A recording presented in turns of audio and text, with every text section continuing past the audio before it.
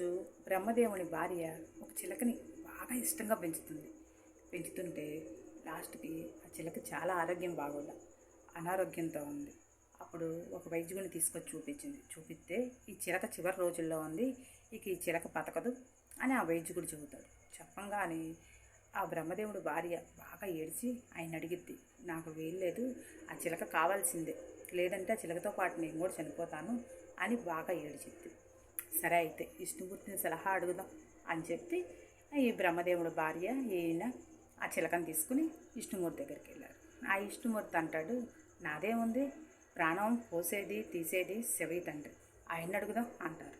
ఆ శివయ్య తండ్రి కాడికి వెళ్తారు. ఆయన అంటాడు, నేను పోసేది తీసేదైనా ప్రస్తుతానికి తీయటానికి వచ్చేది యమధర్మరాజు, ఆయన దగ్గరికి వెళ్దాం అని అంటారు. సరే అని అందరూ కలిసి ఆ యమధర్మరాజు దగ్గరికి వెళ్ళారు. ఆయన అంటాడు, నాదేమీ లేదు, నేను వాళ్ళ టైం రాసి ఒక ఆకు మీద రాసి ఆకు అక్కడ ఏలాడదీస్తాను, ఆకు ఎప్పుడు భూమి మీద పడితే అప్పుడు ప్రాణం పోయిద్ది అంటాడు. ఎక్కడుంది ఆకు అంటే గదిలో ఉంది అంటాడు. సరే సరే పండి వెళ్దామని బ్రహ్మ విష్ణు శివుడు ముగ్గురు కలిసి కాలు పెట్టంగానే ఆకు రాలి పడిపోయింది, చిలక ప్రాణం పోయింది.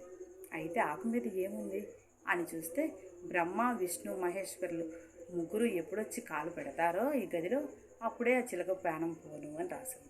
దీన్ని బట్టి ఏమర్థమైంది, మనం ఎన్ననుకున్నా ఎన్ని కళల కన్నా ఏది ఉండదు, అక్కడ పైన ఏ రాత రాస్తే అదే జరిగిద్ది. ఏమంటారు?